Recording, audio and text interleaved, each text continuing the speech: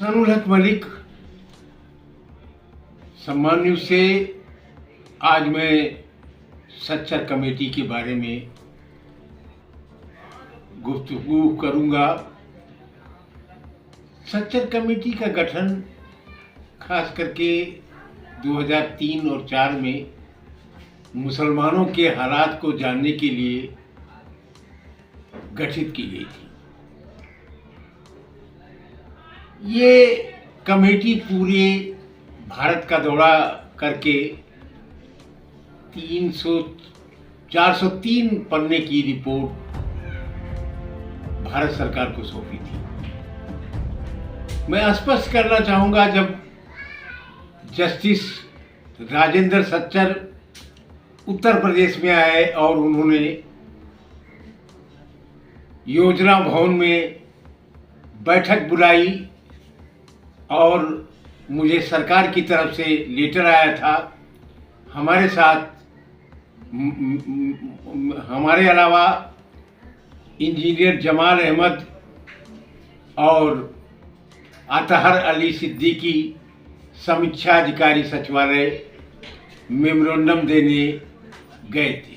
उस समय मैं शहीद अशफाकुल्लाह संस्थान के नाम से एक संस्था चला रहा था और जो मैंने भारत के मुसलमानों के हालात थे उन पर बहुत तफसीली से लिख करके उनको मैंने दिया था।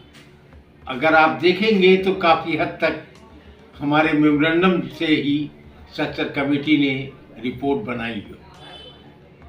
सवाल ये आ रहा है कि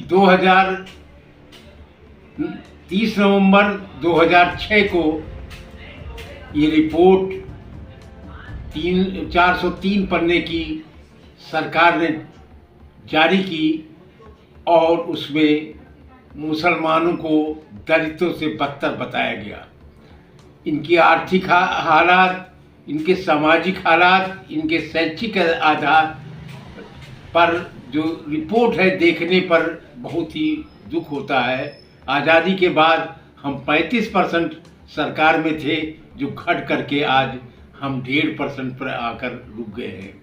आर्थिक हालात इस तरह से साजिशन बंद कर दिए गए कि आज मुसलमान बदतरीन हालत में जी रहा है और उसके साथ ही साथ मुसलमानों पर ज़रूरत से ज़्यादा जुल्म ढाए जा रहे हैं।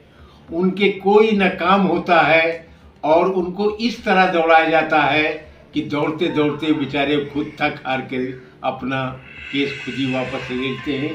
तो ज़रूरत इस बात की है कि हम कब तक इस तरह झेलते रहेंगे। हमें एक सियासी लीडर की ज़रूरत है। अगर सियासी लीडर हम बना नहीं पाए तो हम शायद जो 78 साल से झेल रहे हैं उसको आगे झेलते रहेंगे। आज हम कबीलों में बटे हैं, मसलकों में बटे हैं। हमारी लीडरशिप दीनी और सियासी दोनों चंद उलमाओं के पास थी। उन्होंने कभी भी मुसलमानों के मसाइल को लेकर के इतना कोई जद्दोजहद नहीं किया। उन्हें डर था कि सरकार उनको तंग करेगी, उनको जेल जाना पड़ेगा, उनको ऊपर लाठियां चलेंगी, इसलिए वो लोग आराम से घर में बैठे रहे और कौम तबाह होती रही।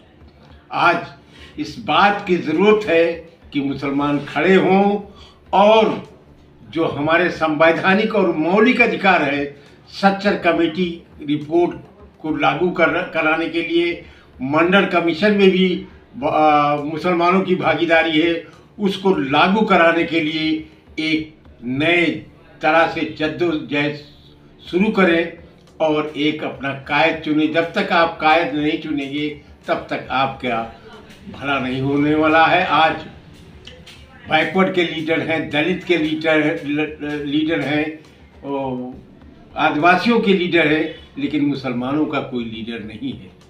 यही कारण है कि आज हमारा जो पिछड़ापन है, जो तबाहीपन है, उसका कारण है कि हमारा कोई लीडर नहीं है। तो हमें अब उठ खड़े होने का वक्त आ गया है। हम अपनी सियासी जमात तैयार करें और एक झंडे और एक बैनर के नीचे एक कायद के नीचे हम अपना एक नया जन आंदोलन खड़ा करें।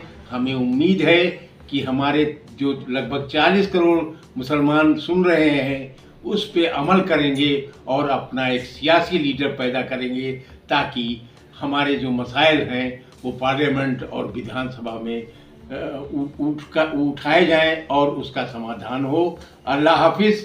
मैं बहुत जल्द दोबारा कोई ना कोई वीडियो अपडेट करूँगा। खुदा हाफिज़। अस्सलाम वालेकुम।